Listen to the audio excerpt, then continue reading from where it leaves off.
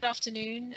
My name's Rosie Cornish and from the University of Bristol, and I'm the lead of a project looking at the feasibility of evaluating violence interventions using the MOJ DFE link data that David was just talking about. The project is a partnership between the University of Bristol, the University of Hull and the Home Office, and funded by ADR UK. So a bit of background. I'm sure you're aware that there has been an increase in serious violence, particularly knife crime, in England and Wales in recent years, and our understanding of the causes of violence now place a heavy emphasis on adverse experiences during childhood and early disengagement from mainstream education. And there are various initiatives in place that emphasise early intervention with young people at risk of becoming involved in serious violence, but the evidence base around what works and for whom and when is relatively weak. In 2019, the Youth Endowment Fund was established and has a budget of over £200 million with a remit to build that evidence base, and a large proportion of their funding has and will be distributed to the community and voluntary sector, academic, educational and local statutory agencies to implement and test new interventions.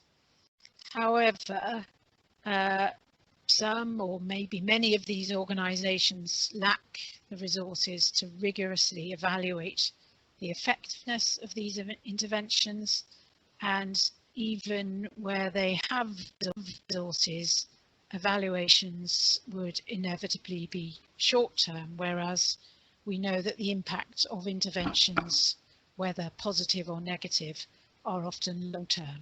So this is where this project fits in.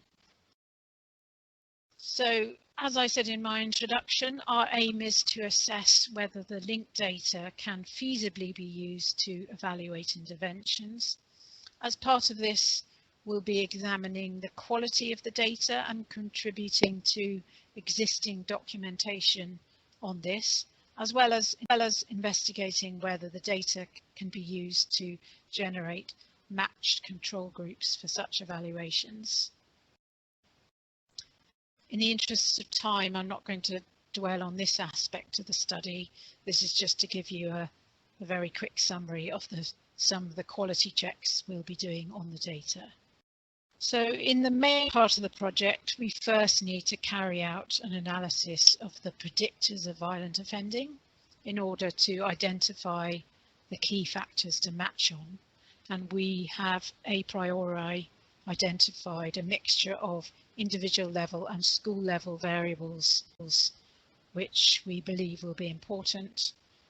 These are listed on the slide, but include things like attainment, absence, school exclusions, special educational needs, looked after child status and factors relating to this, and so on. For each of these types of variable, we'll be defining these at different ages. So, for example, absence in Key Stage 1, in Key Stage 2, and so on. To illustrate our proposed methodology, I thought it would be useful to talk through an example.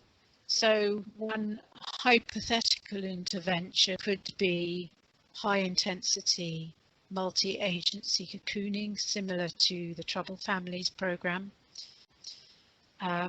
for which the target population could be those children who meet a set of criteria, such as those listed on this slide. Another potential intervention could be a school-based one, so schools with high levels of exclusions would be selected for the intervention, which could be an allocated youth worker, and this youth worker would target high-risk individuals within the school.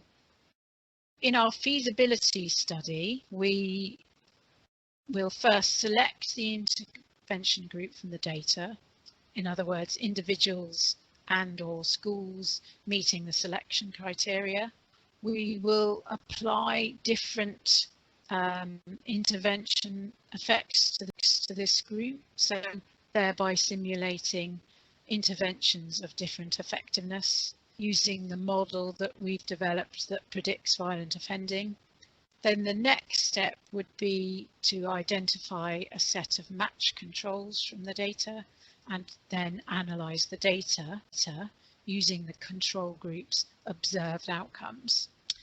And then we can examine whether the observed difference between the groups is consistent with the known effect of the intervention.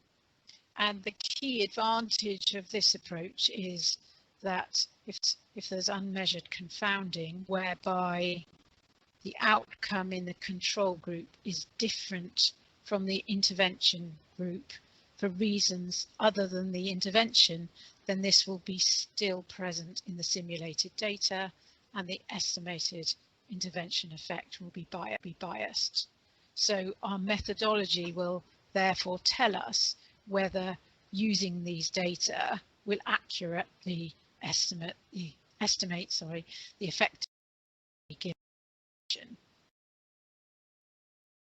So our hope is that we will find that the dataset can feasibly be used to examine the impact of interventions, in which case it would provide a potential means of evaluating interventions currently being rolled out as part of the YEF, as well as other current and future interventions.